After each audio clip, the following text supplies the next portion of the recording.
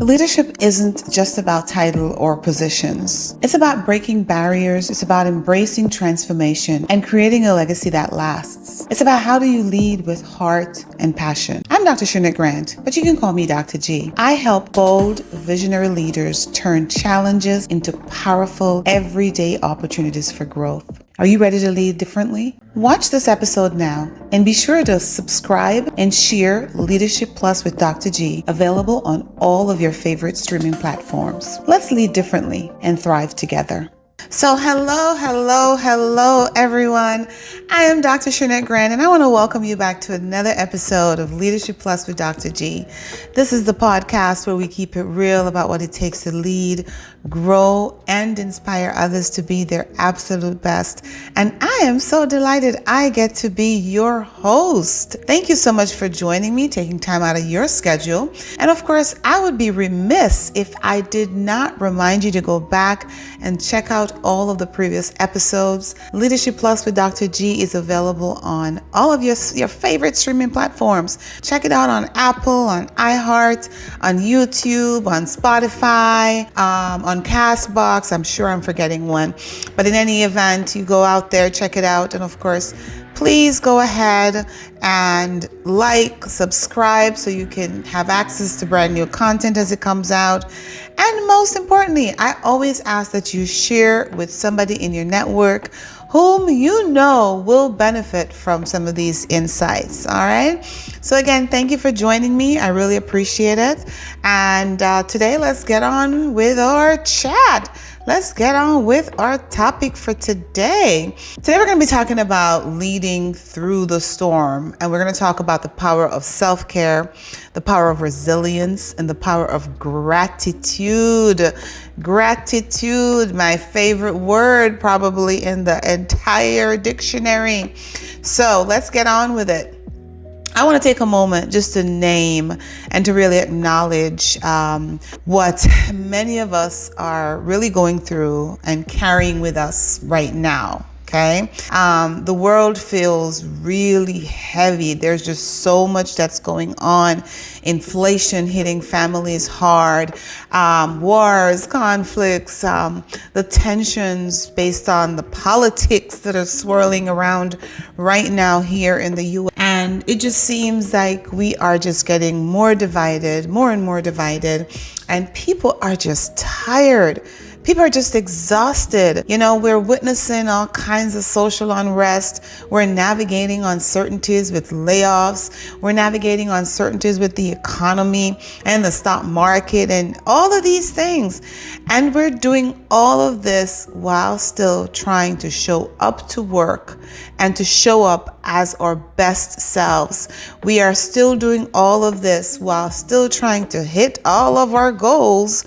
And for many of us, care for others, right?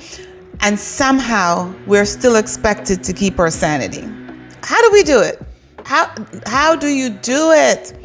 And if you are in the leadership space, especially, or someone who others are looking to for guidance, for stability, for strength, you might feel like you're holding up a house during a hurricane.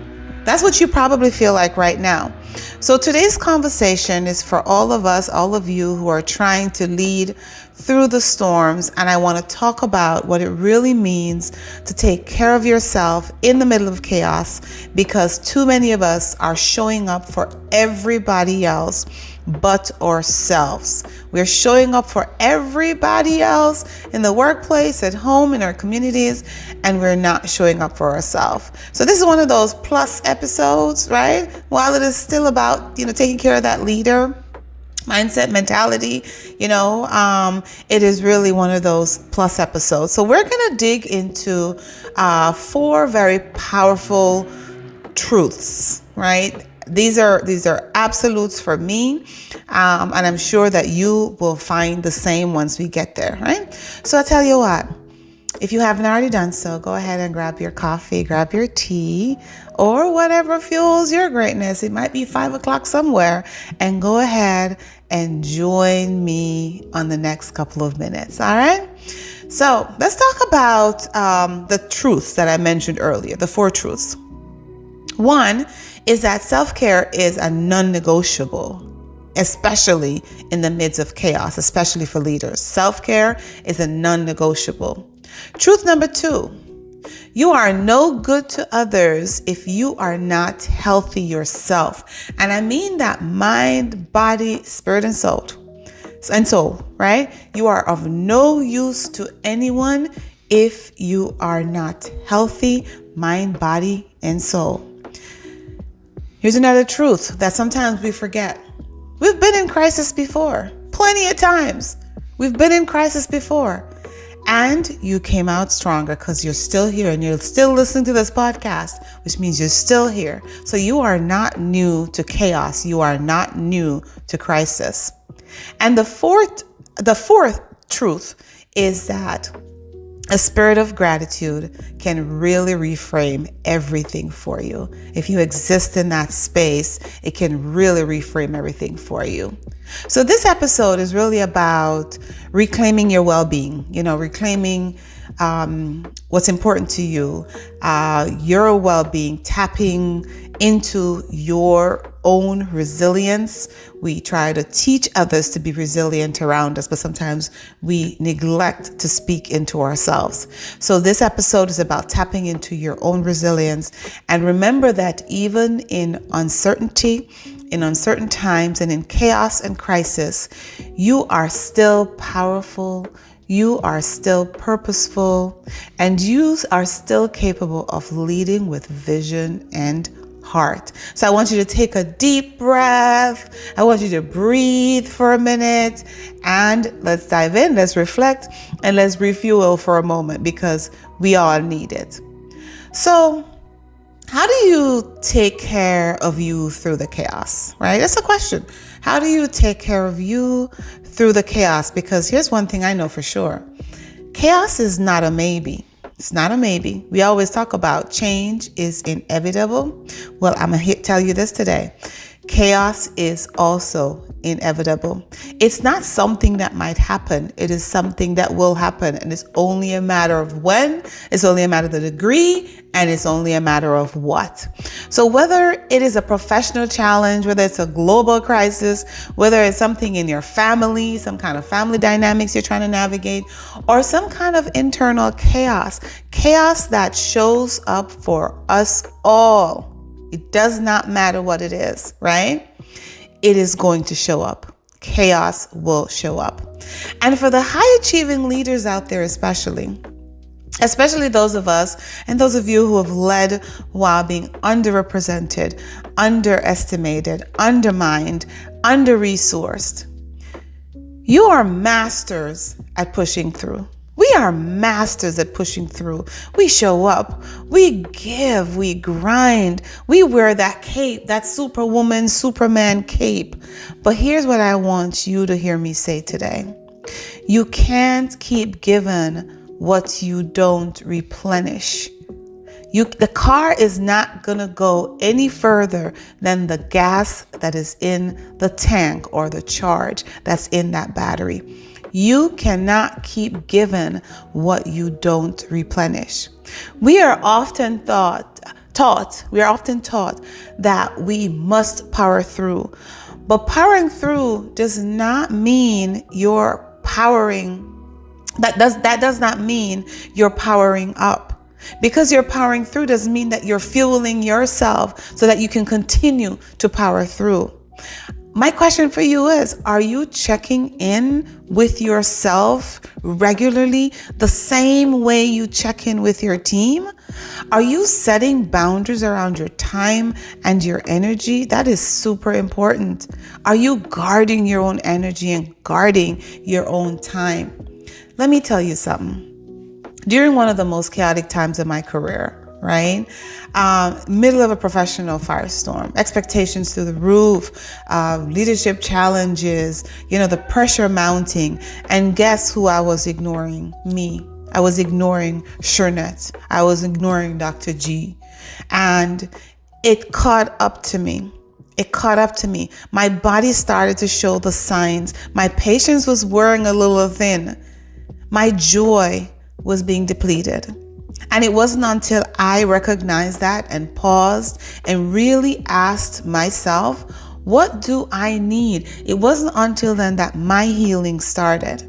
So I want you to ask yourself every single day, I want you to take the time to pause and ask yourself, are you giving yourself time to breathe? Do you rest without guilt? Do you take a moment and not feel bad about the fact that you are actually taking a moment to just be silent, to be still?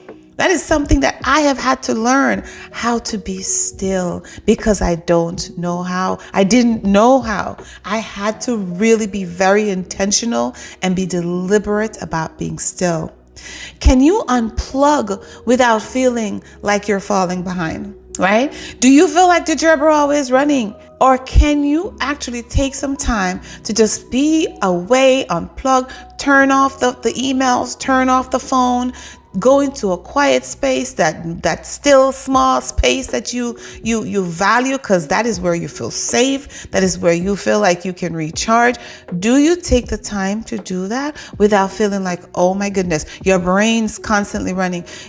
Sometimes people will say to me, well, I see that you didn't sleep last night because I see the posts on whether, even if it's social media, or I see the emails that are coming at 2 a.m. and at 3 a.m., right? Those are some of the signs that we are not taking enough time to unplug and to just be still for a moment, right? To focus on ourselves. And another question I would have for you is, what is your vice? Like, what is your vice? What is that one thing that you go to? And people will say, yeah, I go and I get my hair done, I get my nails done. But what is your vice? What is it that brings you joy? I'll tell you what mine is. Anybody who knows me knows I love to dance. They know I love to dance. I can enjoy me some music all day. And it is not necessarily just about frolicking and having a good time. It really allows me to relax, to release, right? That is how I recharge. And by the way, it's great exercise for those of you who want to judge, okay? So self-care in chaos is not a sign of weakness that you have paused, you've put it away, you've refused to answer that message, that email, you have refused to just keep your brain going, you turn it off. It is not a sign of weakness. It actually is a sign of wisdom. It is a sign that a leader is emotionally intelligent and is in touch with their own emotions, their own feelings, and their own strengths, and their own areas for growth, right? So here's something I know that, and many of you, so this is my second point, many of you need to be reminded of. You are no good. You hear it all the time, but you consider it a cliche. You are no good to anyone if you are not healthy, mind, body, and spirit. We get on the flight all the time. They tell you if you need to help your neighbor or your children, put your mask on first and then put on the others. Because if you pass out before the kid, you can't help him anyway, right? So you are of no good to others if you are not good to yourself. So let's talk about this just for a little bit. I want to talk about not just your health, right?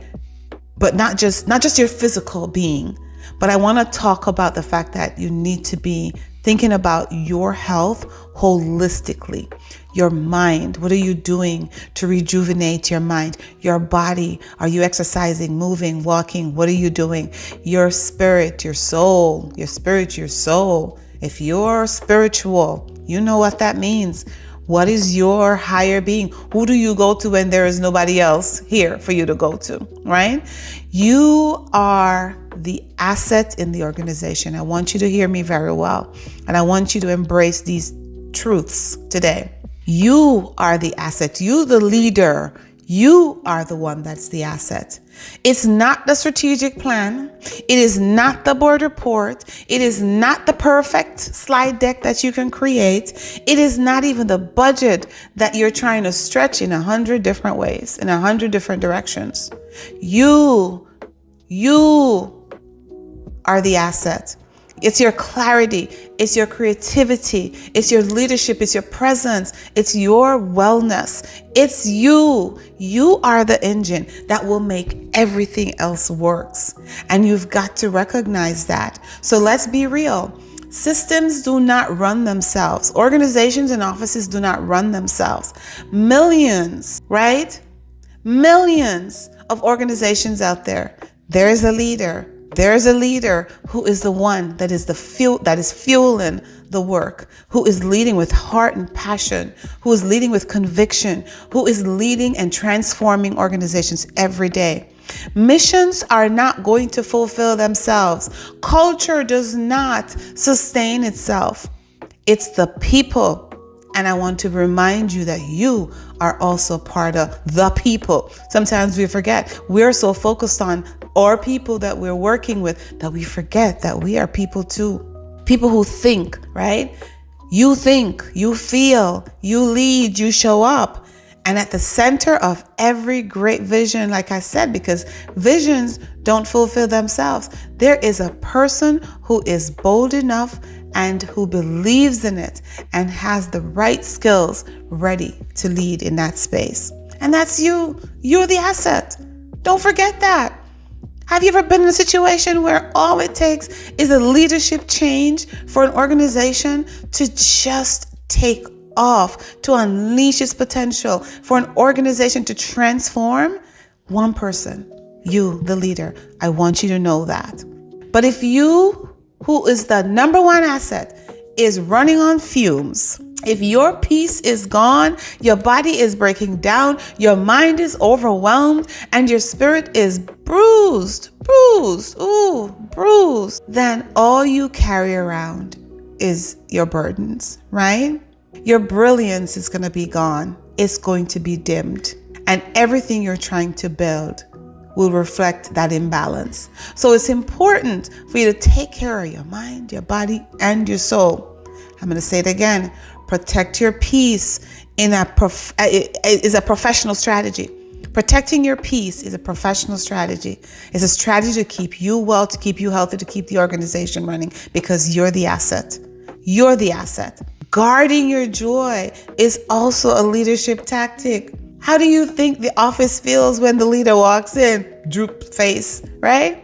You've got to walk in and reflect the energy that you expect from others, the energy that you expect to see every day in the workplace. So caring for your whole body, mind, body, and spirit, it's a non-negotiable. Chaos is inevitable, but taking care of yourself is a non-negotiable.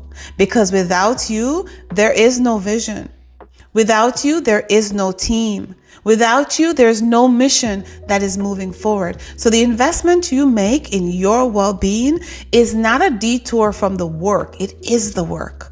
It's not putting the work aside to take care of me. No, it is the work. And you, my friend, are absolutely worth it. You, my colleague, you're absolutely worth it. So if you are not well, nothing else can be done. We're conditioned. It's what we do. We're conditioned to wear exhaustion as if it's a badge of honor. You know, that's how we're conditioned to glorify the grind, to be on all the time, But the cost of that, it's heavy, and it's a hidden cost that eventually catches up with us. So it's the leaders who breaks down silently, because you're not allowed to be vocal. You are not allowed to be vocal. I talk about my transparency all the time. So when I'm going through stuff, everybody knows. So this idea that I'm not allowed to share my stresses and my pains, I don't co-sign, right? But society does not expect you as the leader to be vocal about what you're going through. And it is in those moments that you get depleted. It is in those moments that your creativity wanes, and you certainly cannot do your best work. So let's be very clear. If your mind is cloudy, your decisions will be cloudy too. If your mind is cloudy, your decisions are also going to be cloudy too. If your body is run down, so will your energy. It will be a reflection of how you're feeling physically. And if your spirit is drained, you will lead without passion. If your spirit is depleted, and people can see it all over you, they can see it in your speech, they can see it in your body language, they can see it in the words that come out of your mouth. People are going to see it, and you're going to lose your passion for leadership. And your people, they're going to feel all of it, like I said. They may not say it, but trust me, they notice it. They may not say it. Some of you may be lucky enough to have one or two people around you who will tell you, who will tell you. And you need those people, by the way. So what do? You need to reclaim rest as part of the work. Time off is a part of the work. You've got to normalize therapy. Therapy for yourself. It's okay. It's okay. You've got to build your joy. And you've got to also learn how to say no sometimes, unapologetically, by the way. We lean on our faith and our grounding practices. Oh, that is so important. We must lean on our faith and our grounding practices. That is super important for us. So a couple of things: reclaim your rest, say no, normalize therapy, okay, and lean into your faith. Lean into your grounding practices, because those are the things that are important, because you are worthy. You are worthy of being healthy. You're worthy of being well. You are worthy. Say it with me. Say, I am worthy of being well, even in the space of leadership. I am worthy of being well, especially in the space of leadership. I am worthy of being well when I lead. So I don't want you to just survive while the chaos is happening. I really want you to thrive. We have to thrive. The third thing I want to remind you of is, we've been in crisis before. This is nothing new. This is nothing new. And we rose from it. When things fall apart, when it seems like all the wheels are falling off the wagon, I want you to remember this truth. You've been here before, and guess what? You made it. Here you are. You made it. Let's go back to the most obvious of crisis and the most recent of crisis that we faced. 2020, COVID season. The year changed everything. The pandemic came and it pulled the rug from under the entire world. The entire world. People lost loved ones. People lost jobs. They lost homes. Educators had to reimagine teaching and learning. Businesses had to pivot overnight. Parents became teachers. Stress. Some of us had to lead entire teams virtually while dealing with our own crisis behind the scenes. So while you're trying to show up for everybody, you're dealing with your own issues, but yet, like I said, you're expected to show up smiling every single day. And here's what happened in that space. Here's what happened in the crisis, in the grind, when the fire hit the fan, right? When hit the fan. What we saw was innovation beyond imagination. People innovated. People adapted. People were resilient. And all of a sudden you saw people started to start businesses from their kitchen tables. Folks picked up new skills. They launched new brands. They got really creative. Some of the most beautiful displays of leadership and humanity came out from the mess we dealt with during COVID. You did those things. You did things that you never thought that you could. You showed up in ways that stretched you, and those muscles that you used then, they are still with you. They are still there. And we often forget on our own track record of overcoming. I often forget about our own track record of overcoming. We forget, because when we're not in a season anymore, we tend to forget. I want you to go sit in those moments that you take to pause and be still and reflect and be grateful and all of this.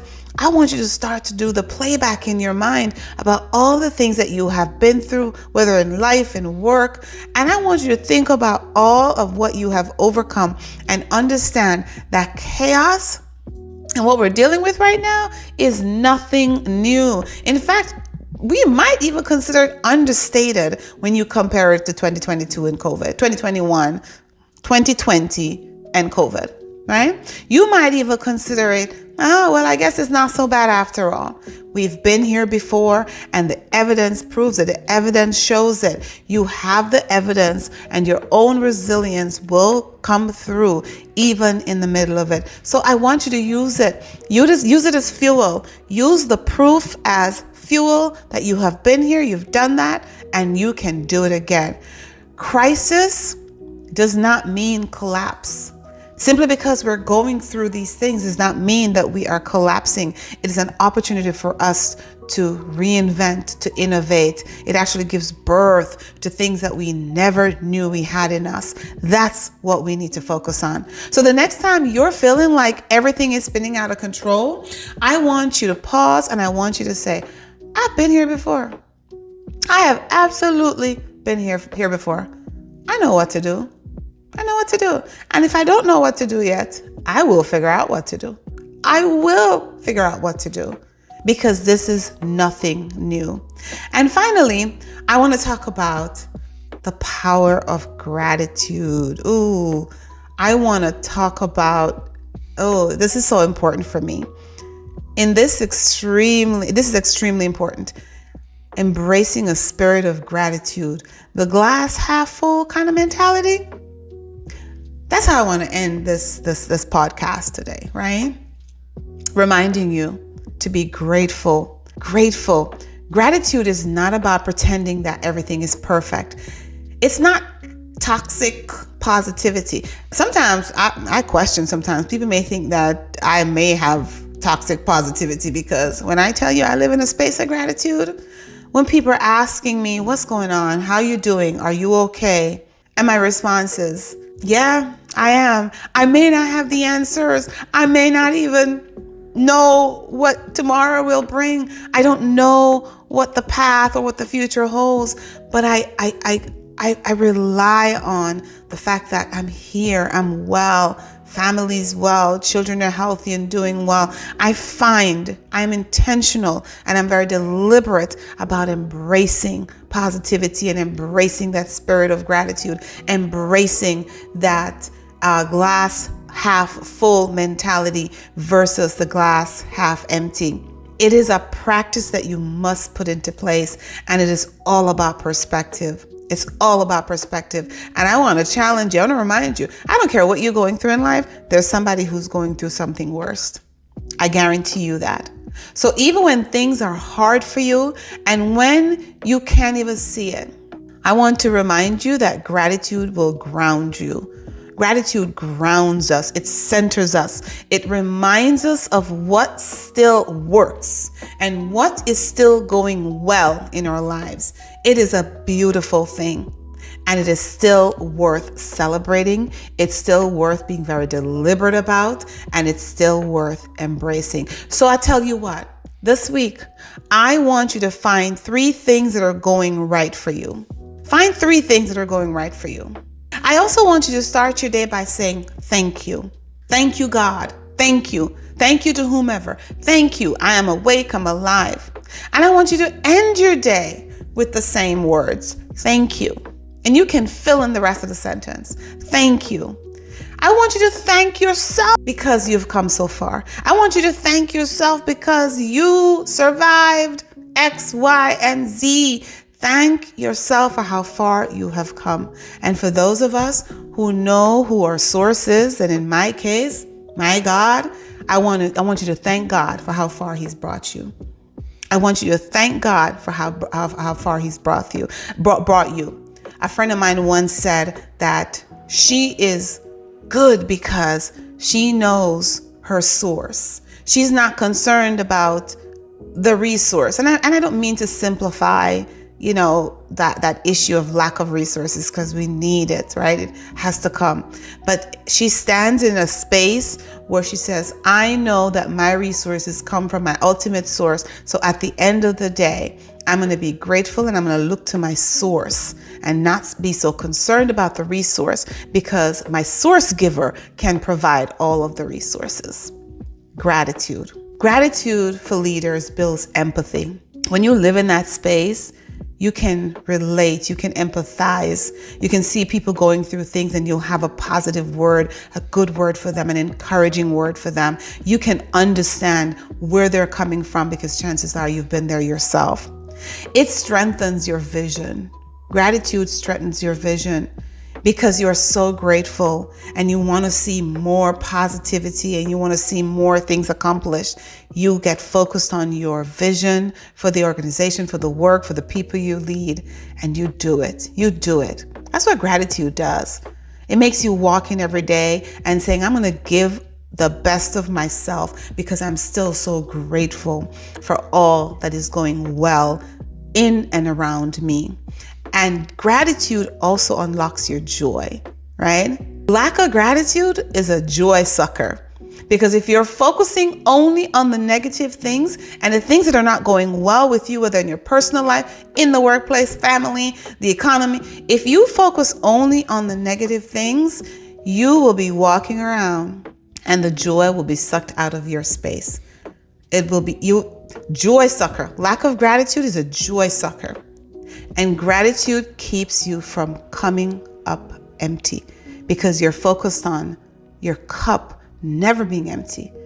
You see that even though the glass is not full, the cup is not full, you focus on the fact that it'll never be empty because it's half full. That in itself brings you such comfort.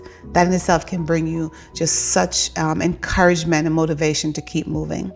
So when you see the glass as half full, what you do is you lead from a space of abundance versus a space of scarcity.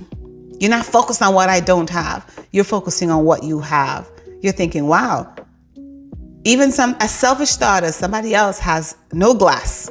But here I am in this particular situation. My glass is half full. And more importantly, you remind your team, you remind your family, and you remind your community that there is still hope. So when you live in that space of gratitude and you embrace it and you exude it and you share it, you remind those around you, especially your team, your family, your community members, that there is still hope. So yes, the glass may not be full, but it's not empty either. It's not empty. And that's why you, my friend, you are a refiller. You need to make sure you're refilling. You have to. It is imperative that you are focusing on that. So as you lead through the storms and everything else that's happening around us right now, as you're leading, team members who have family members caught up, in the layoffs and joblessness and everything that's happening, as you're working with individuals who are stressed out, I want to remind you, take care of yourself because you can lead through these storms as well. Care for yourself fiercely. Make it a priority and stay healthy in all of the ways that matter. Pull from your resilience. You've been here before. You've done that before. You've done that, and choose gratitude even in the grind, even in the chaos, even in the crises. Choose gratitude. If this episode resonates with you or blesses you, if this episode provides you a little bit that you can now take into your week, I want you to share it with someone who needs to hear it as well. And of course, I want to continue to encourage you to subscribe to Leadership Plus with Dr. G. Leave me a review, leave me a thought. Help me build a community of leaders who lead with heart, who lead with honesty, and who lead with hope, and who embrace gratitude as a non-negotiable in the space of leadership. Because when we do, what we do is transfer that positive thinking, those positive attitudes to the individuals around us. So until next time, stay bold, stay grounded, lead like your legacy depends on it. Lead like your legacy depends on it. This is Leadership Plus with Dr. G signing off, and I'll see you next time. Ciao.